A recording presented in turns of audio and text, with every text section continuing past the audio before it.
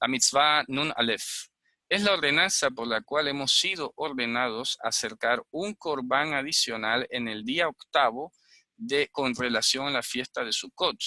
Esto es importante que lo entendamos aquí porque desde un tiempo primitivo del surgimiento de todo esto de raíces hebreas o de conceptos hebreos de la Biblia, se produjo una pequeña imprecisión que es necesario que ya vaya quedando estandarizada y por eso pues me gusta que nos reunamos aquí la mayor cantidad posible para conocer, para pues compartir todo esto.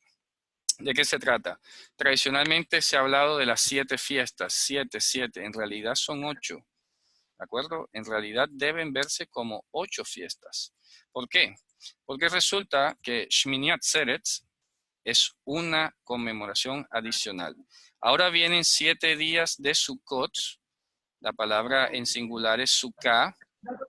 Sukkah significa esto, cabaña, cobertizo, ¿de acuerdo?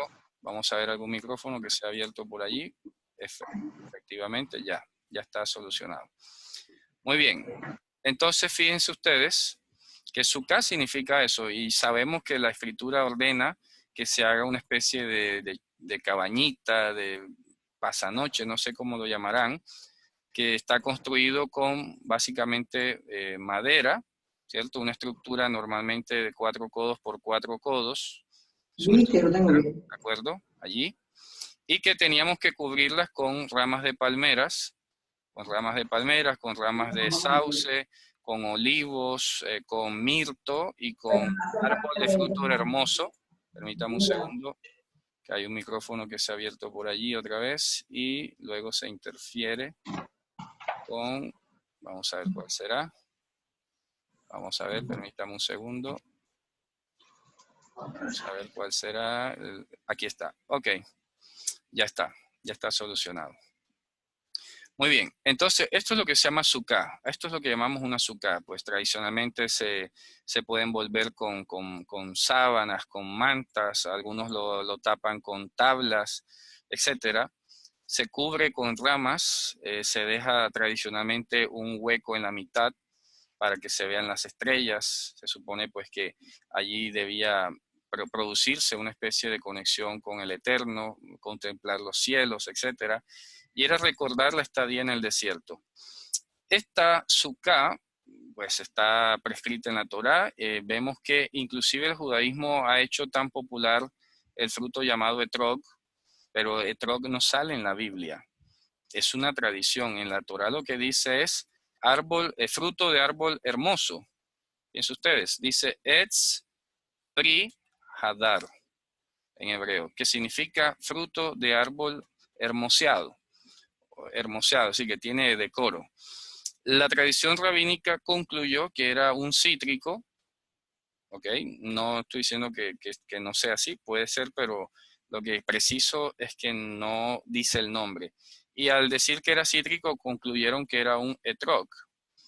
Pero es ahí donde yo discuto y me pongo un poco pesado, como decimos acá, porque entonces, claro, el etrog solamente se da en Israel, entonces si quieres celebrar bien la fiesta, tienes que comprarlo de allá y vale plata, y si no tienes plata, entonces te sientes que no estás haciéndolo bien, y eso es lo que no encaja, ¿sabes? No es el espíritu de la escritura. Si la escritura dice, ¿verdad? Un árbol de fruto hermoso, ya Pri Hadar, perdón, voy a escribirlo acá, Pri, había escrito un poco al revés, Pri Hadar, no te está especificando cuál sea. Y eso, cuando tú comparas, corrijo allí para todos, Pri Hadar, cuando tú comparas el libro de Nehemías, pues ellos tomaron hasta ramas de olivo.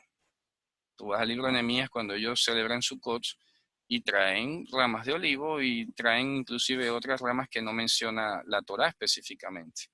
Entonces, eso es llamativo, ¿sabes? Le quiero estimular a esto, porque a veces hay una línea muy delgada entre ese celo por lo literal y saber que lo literal que está allí es lo mínimo hacia el bien. Es que es una línea muy fina, ¿sabes? Es que lo que dice la Torah es el mínimo. Entonces, mucha gente a veces es inflexible en cuanto a eso y si no se hace exactamente literal, entonces viene esa comezón o esa intención de acusar al otro, mira que no lo estás haciendo bien, que... A ver, si eso es un mínimo, a ver, aquí no se da eso, aquí no hay sauce en mi ciudad, ¿de dónde voy a sacar yo sauce? ¿Ya? Aquí no se da eso. Entonces tengo que gastar un dinero importando sauce solo para que se seque en 7 días y ya.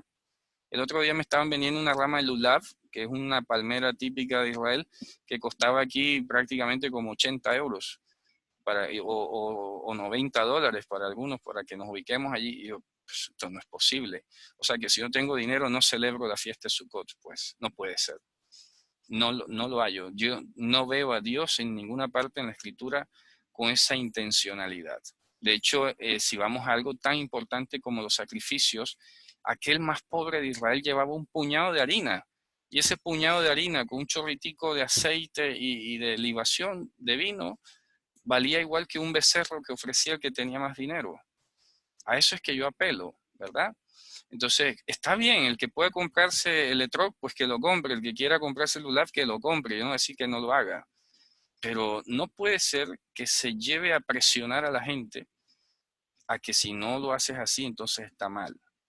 A eso me refiero. Hombre, si para Dios valía lo mismo, repito, un puñado de harina, ya que un becerro, ¿por qué va a ser entre nosotros un tropiezo si el azúcar no tiene un etrog o no tiene un lulav?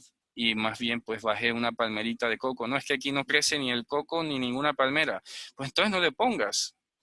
Pero yo no te voy a forzar a ti a presionar a que tienes que comprar entonces un lulav del extranjero, que bien pudieras usar ese dinero e invitar muchos a comer.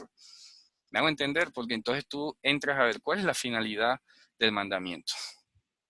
La finalidad del mandamiento es que tú recuerdes que fuiste peregrino en el desierto, que no tienes arraigo en este mundo, que lo que tienes en este mundo es pasajero, que se desgasta, que se seca, que se cae, pero el que hace la voluntad de Dios permanece para siempre. Entonces, repito, es la línea delgada entre un aparente celo por lo literal y lo que es entender la función del mandamiento y tomarlo flexible a que se cumple el objetivo del mandamiento. Y les voy a decir que esto tiene un gran arraigo en la Escritura. Dios mismo inclusive apeló a la suspensión de una literalidad con tal de que se surtiera la justicia. Fíjense ustedes. Por ejemplo, les tengo 2 ejemplos allí. El más escandaloso que todavía yo me sorprendo es el caso de Tamar, la nuera de Judá, pues que según lo acordado y lo prescrito, él tenía que darle a su último hijo a ella por esposo y no se lo dio. Dijo, no, mejor no da explicaciones. Ella se queda esperando. Hay una pérdida de tiempo en cierto modo, si se quiere ver así. Y sin embargo, ¿qué pasa? Dios conlleva que toda esa situación termine juntando al mismísimo Judá que se estaba negando a terminar acostado con ella y hacerle un hijo, un par de hecho, ni siquiera uno solo, 2. Y fíjense ustedes, se está suspendiendo o se está pasando por encima temporalmente, circunstancialmente, de una ley con tal de cumplir la justicia. Y eso es maravilloso. ¿Y qué pasa? Que es tan tremendo esto que ni siquiera Shela, que era hijo original de Judá, no fue él el primogénito, fue el que engendró de esa manera tan extraña, tan no convencional con Tamar. Fíjense ustedes, impresionante. ¿Por qué? Porque Dios acudió a hacerle justicia a ella. Sí, que se produjo allí una cuestión extraña porque, claro, no hubo matrimonio, no hubo nada y terminaron allí ellos juntos y salió un hijo de allí y él sorprendido, ¿cómo así? Que claro que cometió fornicación. No, nada, esto vino de arriba. ¿Por qué? Porque es una ejecución de la justicia divina que trasciende la literalidad de una ley o de algo por el estilo. Y eso es lo que la Torah nos enseña. La Torah te enseña que tienes que pescar, tienes que indagar en cuál es el objetivo del mandamiento y no quedarte en la superficie. La superficie está bien y ese es el problema, que no todo el mundo, no sé por qué, se van a los extremos. Entonces, bueno, entonces ya no hagamos la forma, vayamos al fondo. Es que lo uno no quita lo otro. No sé por qué tenemos que ser tan radicales en la forma de pensar. Es que lo puedes hacer así, pero no te quedes allí. Por ejemplo, ¿cómo hicieron los judíos en la época nazi? ¿Verdad? Seguramente no celebraron muchas fiestas, pero ellos sabían lo que en ese día se conmemoraba, lo que en esa fecha tenía significado para ellos, aunque no había Sukkah o aunque la hicieran de una manera incompleta. Entonces, la regla es que siempre que dependa de ti, pues hazlo. Y cuando no depende de ti, disfrútalo. ¿Me explico? En ambas te tienes que gozar. El apóstol Pablo le decía, sé vivir en la escasez, sé vivir en la abundancia. Por todo y en todo soy instruido. Entonces, a eso hago apelo, ¿no? A eso apelo, a eso hago ese llamado sobre eh, mantener el equilibrio entre la observancia de las formas y el fondo. Y que no nos perdamos, no perdamos el sueño, como dicen algunos, porque nos hizo falta el etrog, o no tenemos la palmerita, o no tenemos el mirto o el sauce. Si tienes ahí las ramas, pues tómalas de allí. Cuando tú lees Nehemías te das cuenta que leyeron, mira que hay que hacer una azúcar. Bueno, vayamos al frente y lo que hay ahí toman y la hacemos. En ese momento no se pusieron trágicos, decir, no, que hay que exportar el lulab de Egipto porque aquí no ha florecido o qué sé yo. No, normal. Vas ahí y si el otro año lo tienes o lo cultivas, pues perfecto, está bien. Pero no, como decimos un verbo acá, atollarnos, no atrancarnos allí en esa cuestión cuando se debe proceder al blanco, a lo que es la esencia del mandamiento. Vamos a ver que hay dos que han levantado la mano.